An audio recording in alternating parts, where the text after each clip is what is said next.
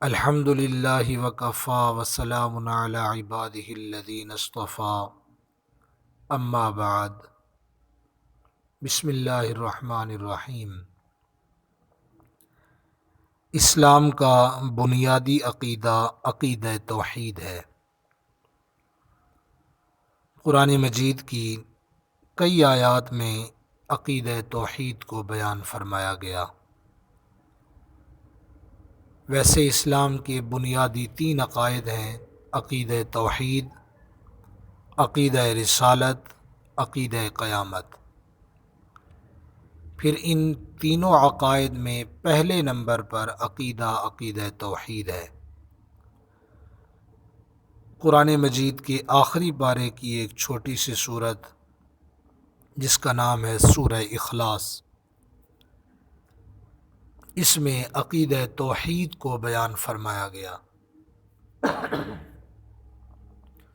اور یہ سورت قرآن مجید کی آخری دو سورتوں سے پہلے ہے۔ پہلے یعنی سورہ اخلاص، پھر اس کے بعد سورہ فلق، پھر اس کے بعد سورہ ناس ہے۔ سورہ فلق اور سورہ ناس یہ دو صورتیں ایسی ہیں جن میں ہر قسم کے شرور سے، خصوصاً ان شرور سے جو توحید اور اعتقاد میں فرق ڈال سکتے ہیں، ان سے پناہ مانگنے کا حکم ذکر کیا گیا، اور جس میں اس طرف بھی اشارہ ہے کہ توحید اور اعتقاد صحیح پر انسان قائم رہے، خطرات کو دل میں جگہ نہ دے، شیطانی وسوسوں کو دل میں جگہ نہ دے، بلکہ ان کی صورتوں کے پڑھنے سے انسان اللہ رب العزت کی پناہ میں آ جاتا ہے۔ سورہ فلق، سورہ ناس کے بہت سارے فضائل ہیں۔ سورہ اخلاص کے متعلق کچھ فضائل عرض کرنے ہیں۔ پھر سورہ اخلاص کے فضائل کچھ تو وہ ہیں کہ جن احادیث مبارکہ میں رسول اللہ صلی اللہ علیہ وسلم نے صرف سورہ اخلاص کا تذکرہ فرمایا۔ پھر کچھ فضائل وہ ہیں جن میں سورہ اخلاص کے ساتھ اور صورتوں کا بھی تذکرہ ہے، جیسے سورہ فلق، سورہ ناس کا تذکرہ بھی ہے۔ کسی روایت میں سورہ اذا زلزلہ جو سورت ہے اس کا بھی تذکرہ ہے۔ تو بہرحال پہلے تو میں کچھ وہ روایات عرض کرتا ہوں جن میں سورہ اخلاص کے صرف سورہ اخلاص کا تذکرہ ہے۔ ترمذی شریف میں ہے کہ حضرت ابو ہریرہ رضی اللہ تعالیٰ عنہ سے روایت ہے، وہ فرماتے ہیں کہ رسول اللہ صلی اللہ علیہ وسلم نے لوگوں سے فرمایا کہ سب جمع ہو جاؤ، میں تمہیں 1/3 قرآن سناؤں گا۔ تو وہ فرماتے ہیں جو جمع ہو سکتے تھے وہ سب جمع ہو گئے۔ آپ صلی اللہ علیہ وسلم تشریف لائے اور قل هو اللہ احد اس کی تلاوت فرمائی، اور آپ نے ارشاد فرمایا کہ یہ سورت 1/3 قرآن کے برابر ہے۔ 1/3 کا مطلب یعنی جب اس کو 3 مرتبہ پڑھیں گے تو پھر ایک قرآن کے برابر ثواب ملے گا۔ تہائی والی روایات مختلف روایات ہیں جس میں آپ صلی اللہ علیہ وسلم نے سورہ اخلاص کے بارے میں فرمایا کہ 1/3 قرآن کے برابر ہے۔ ایک روایت امام بخاری رحمہ اللہ نے ذکر کی کہ نبی کریم صلی اللہ علیہ وسلم نے ارشاد فرمایا، قسم ہے اس ذات کی جس کے قبضے میں میری جان ہے، آپ نے فرمایا کہ یہ سورت 1/3 قرآن کے برابر ہے۔ ایک اور روایت میں ہے نبی کریم صلی اللہ علیہ وسلم نے ارشاد فرمایا، جس نے یہ سورت پڑھی گویا اس نے 1/3 قرآن پڑھا۔ آپ صلی اللہ علیہ وسلم نے ارشاد فرمایا کہ تم میں سے کوئی اس بات سے عاجز ہے کہ رات میں 1/3 قرآن پڑھ لیا کرے؟ صحابہ کرام رضوان اللہ تعالی مجمعین نے عرض کیا کہ 1/3 قرآن کیسے پڑھا جا سکتا ہے؟ آپ صلی اللہ علیہ وسلم نے ارشاد فرمایا کہ قل هو اللہ احد 1/3 قرآن کے برابر ہے۔ بہرحال یہ تو کچھ وہ فضائل ہیں جن میں سورہ اخلاص کو 1/3 قرآن کے برابر فرمایا۔ تفسیر کی بہت ساری کتابیں ہیں، ان میں ایک مشہور تفسیر ہے تفسیر روح المعانی، یہ علامہ آلوسی رحمہ اللہ کی ہے۔ اس میں حضرت نے اس صورت کے 1/3 قرآن کے برابر ہونے کی بہت ساری توجیحات بیان کی ہیں۔ ان توجیحات میں سے ایک یہ ہے، وہ فرماتے ہیں کہ قرآن مجید میں 3 قسم کے مضمون ہیں۔ نمبر 1 توحید اور صفات کا بیان، نمبر 2 بندوں کے افعال کا بیان، نمبر 3 موت ما بعد الموت، یعنی مرنے کے بعد کے جو حالات ہیں اس کا بھی تذکرہ ہے۔ اب 3 قسم کے جب مضامین ہیں تو ایک قسم چونکہ توحید اور صفات ہیں، تو سورہ اخلاص میں اس کا مضمون بیان فرمایا توحید کا، تو وہ فرماتے ہیں اس بنا پر ایک توجیہ ذکر کی کہ یعنی اس وجہ سے سورہ اخلاص 1/3 قرآن کے برابر ہے، یعنی اس کا ثواب پڑھنے کا۔ نبی کریم صلی اللہ علیہ وسلم نے ایک لشکر کو ایک جہاد میں روانہ کیا، تو ان کا جو امام تھا جو ان کو نمازیں پڑھاتے تھے، وہ سب نمازوں میں سورہ اخلاص پڑھتے تھے۔ واپسی میں آپ صلی اللہ علیہ وسلم سے اس بات کا ذکر کیا گیا کہ وہ تو سب نمازوں میں سورہ اخلاص پڑھتے رہے۔ آپ صلی اللہ علیہ وسلم نے فرمایا کہ اس سے پوچھو کہ اس نے ایسا کیوں کیا۔ تو پھر بعد میں ان سے پتہ کیا گیا، تو معلوم کرنے پر امام صاحب نے بتایا کہ اس صورت میں رحمان کی صفت ہے، اور میں اس کی تلاوت سے محبت رکھتا ہوں، تو رسول اللہ صلی اللہ علیہ وسلم نے ارشاد فرمایا کہ اس کو اطلاع کر دو، اللہ تعالیٰ اس سے محبت کرتا ہے۔ اب دیکھیں، ایک ہے مسئلے کی بات، وہ بھی میں عرض کر دوں کہ نماز کے اندر ویسے صورتیں تبدیل کر کے تلاوت کرنی چاہیے۔ مثلا کبھی سورہ اخلاص پڑھ لی، کبھی کوئی اور صورت پڑھ لی، کبھی کوئی اور صورت پڑھ لی، کوئی اور صورت پڑھ لی۔ تو یہ جو صحابی کا عمل تھا، بعض چیزیں ہوتی ہیں کسی کے ساتھ وہ خاص ہو جاتی ہیں۔ اب اس کا یہ مطلب بالکل نہیں ہے کہ اس صحابی کو کوئی اور صورت نہیں آتی تھی، بس وہ ان کا ایک حال تھا اپنا کہ اس صورت میں رحمان کی صفت ہے، تو میں اس سے محبت کرتا ہوں، اس وجہ سے میں اس صورت کو پڑھتا تھا۔ تو آپ صلی اللہ علیہ وسلم نے ان کے لیے یہ بات ارشاد فرما دی۔ تو مسئلہ بھی عرض کر دیا کہ ویسے جیسے اور باقی صحابہ تو ظاہر تلاوت وہ بدل بدل کے کرتے تھے، تو اس وجہ سے انہوں نے یہ بات آپ صلی اللہ علیہ وسلم کی خدمت میں رکھی کہ وہ تو صرف ایسے کرتے ہیں۔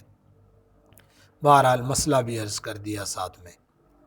حضرت انس رضی اللہ تعالیٰ عنہ فرماتے ہیں کہ ایک شخص نے عرض کیا، یا رسول اللہ صلی اللہ علیہ وسلم، میں اس سورت قل هو اللہ احد سے محبت کرتا ہوں۔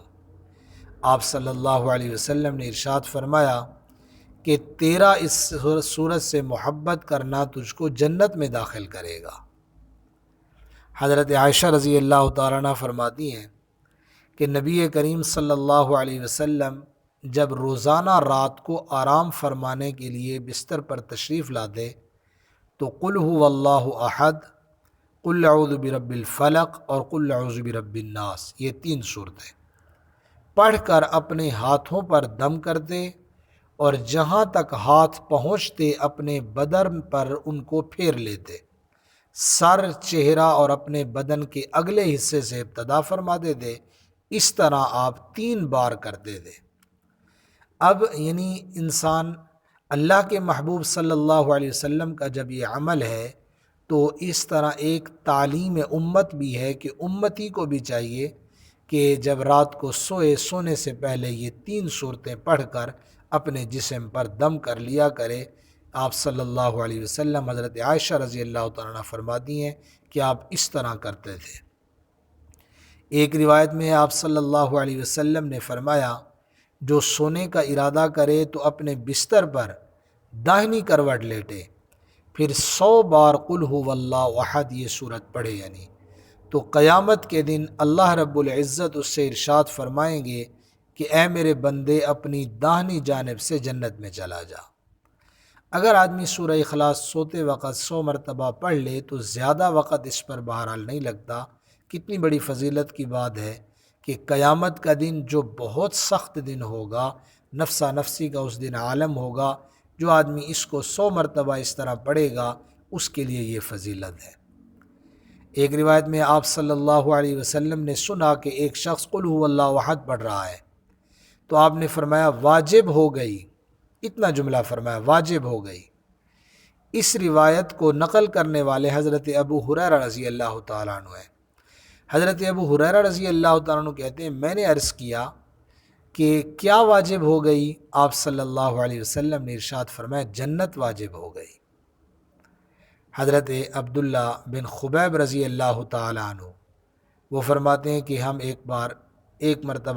ایک دفعہ ایسا ہوا کہ ہم ایک مرتبہ بارش والی سخت اندھیری کی رات میں آپ صلی اللہ علیہ وسلم کو تلاش کرنے کے لیے نکلے، تو جب ہم نے آپ کو پا لیا تو ارشاد فرمایا کہو۔ میں نے عرض کیا کیا کہوں؟ آپ نے فرمایا قل هو اللہ احد اور معوذتین، یعنی قل اعوذ برب الفلق قل اعوذ برب الناس، ہر صبح و شام 3 بار ان کو پڑھا کرو، تم کو ہر چیز سے یہ کافی ہے۔ آپ صلی اللہ علیہ وسلم نے فرمایا اذا زلزلت آدھے قرآن کے برابر ہے، اور قل هو اللہ احد تہائی قرآن کے برابر ہے، اور قل یا ایھا الکافرون چوتھائی قرآن کے برابر ہے۔ یہ روایت ترمذی شریف میں ہے۔ یعنی اگر ہم اس پہ غور کریں تو اذا زلزلہ کو جو آدھے قرآن کے برابر فرمایا، تو جو 2 مرتبہ اس صورت کو پڑھے گا اس کا مطلب پھر اس کو پورے ایک قرآن ختم کرنے کا ثواب۔ قل هو اللہ احد جو تہائی قرآن کے برابر فرمائی تو اس کو 3 مرتبہ پڑھنے سے قرآن کے برابر ثواب، اور قل یا ایھا الکافرون کو جو چوتھائی قرآن فرمایا، چوتھائی قرآن کے برابر، تو یعنی اس کو اگر آدمی 4 مرتبہ پڑھے تو پھر قرآن کے برابر ختم کرنے کا ثواب ہے۔ اللہ کی رحمت بڑی وسیع ہے کہ انسان یہ اب بظاہر عمل مختصر سا ہے۔ قل هو اللہ احد سورہ اخلاص کو 3 مرتبہ پڑھنے پہ میرے خیال میں 1 منٹ بھی شاید نہیں لگتا، اس سے بھی کم لگتا ہے، یعنی کچھ سیکنڈ لگتے ہیں، منٹ بھی پورا نہیں لگتا۔ تو یہ عمل مختصر ہے، ثواب بہت زیادہ ہے۔ ثواب کی اہمیت انسان کو جب یہ آنکھیں بند ہوں گی، جب موت آئے گی، بعد میں پتہ چلے گا کہ اس کی کتنی اہمیت تھی، مختصر وقت میں ہم کتنا ثواب حاصل کر سکتے تھے، لیکن وقت وہ کئی دفعہ ایسا ہوتا ہے کہ وقت غفلت میں گزر جاتا ہے۔ اللہ ہمیں اپنے اوقات قیمتی بنانے کی توفیق بخشے۔ نبی کریم صلی اللہ علیہ وسلم نے فرمایا ایک روایت میں، جو شخص روزانہ قل هو اللہ احد 200 بار پڑھ لیا کرے اس کے 50 سال کے گناہ معاف کر دیے جائیں گے۔ آگے فرمایا مگر یہ کہ اس کے ذمے کسی کا قرض ہو۔ اب یہ جو 50 سال کے گناہوں کا ذکر ہے کہ معاف کر دیے جائیں گے، یہ ایک صغیرہ گناہوں کی بات ہے، چونکہ کبیرہ گناہوں کے متعلق مشہور ہے کہ کبیرہ گناہ بغیر توبہ کے معاف نہیں ہوتے۔ یہ بھی اللہ تعالیٰ کی بہت بڑی رحمت ہے کہ اس کے پڑھنے سے چھوٹے گناہ بھی 50 سال کے معاف ہو جائیں، یہ بھی اللہ رب العزت کی بہت بڑی رحمت ہے۔ اور یہاں پر جو فرمایا مگر یہ کہ اس کے ذمے کسی کا قرض ہو، تو قرض چونکہ حقوق العباد میں ہے تو اس کو مستثنا، اس کو علیحدہ بیان فرما دیا گیا، یعنی قرض کی ادائیگی بہرحال اس کو کرنی پڑے گی، یعنی یہ اس طرح اس کے پڑھنے سے قرض اس کا معاف نہیں ہوتا۔ ایک روایت میں ہے نبی کریم صلی اللہ علیہ وسلم نے ارشاد فرمایا جو شخص 10 بار قل هو اللہ احد پڑھ لے اس کے لیے جنت میں ایک عظیم و شان محل تیار کیا جاتا ہے۔ پھر فرمایا جو 20 مرتبہ پڑھ لے تو جنت میں 2 محل بنا دیے جاتے ہیں۔ پھر فرمایا جو 30 مرتبہ پڑھ لے تو جنت میں 3 محل تیار کر دیے جاتے ہیں۔ حضرت عمر بن خطاب رضی اللہ تعالیٰ نے عرض کیا یا رسول اللہ صلی اللہ علیہ وسلم پھر تو ہم اپنے محلات بہت بنوا لیں گے۔ آپ صلی اللہ علیہ وسلم نے فرمایا حق تعالی بہت زیادہ وسعت والے ہیں۔ اب دیکھیں حضرت عمر بن خطاب رضی اللہ عنہ نے جو عرض کیا ہم تو اپنے پھر بہت سارے محلات بنوا لیں گے، یعنی جتنی تعداد بڑھتی چلی جائے گی اتنا اس کے لیے اجر و ثواب بھی بڑھتا چلا جاتا ہے۔ اب 10 مرتبہ پڑھنے سے ایک عظیم الشان محل تیار ہوتا ہے۔ اب یہ وہ کیسا عظیم الشان محل ہوگا؟ آپ صلی اللہ علیہ وسلم جس کے بارے میں اتنے جملے ارشاد فرما رہے ہیں، تو وہ محل کیسا ہوگا وہ تو آدمی میں جب جنت میں جا کر اپنی آنکھوں سے دیکھے گا پھر اس کو پتہ چلے گا کہ یہ کتنا خوبصورت محل ہے، جو میرے لیے صرف 10 مرتبہ سورہ اخلاص پڑھنے پہ میرے لیے اتنا عظیم الشان محل تیار ہو گیا ہے۔ بہرحال یہ سورہ اخلاص کے کچھ فضائل عرض کیے۔ اللہ تعالیٰ سے دعا ہے جو کچھ کہا سنا اللہ ان باتوں پہ ہم سب کو صحیح معنی میں عمل کی توفیق بخشے۔ اللہ تعالیٰ اعمال صالحہ کی توفیق عطا فرمائیں۔ باقی اس صورت کی تفسیر، اس صورت کا مفہوم مطلب وہ کسی اور موقع پہ پہلے غالباً عرض کیا جا چکا ہے۔ اللہ تعالیٰ اعمال صالحہ کی توفیق عطا فرمائے۔ وآخر دعوانا ان الحمد للہ رب العالمین۔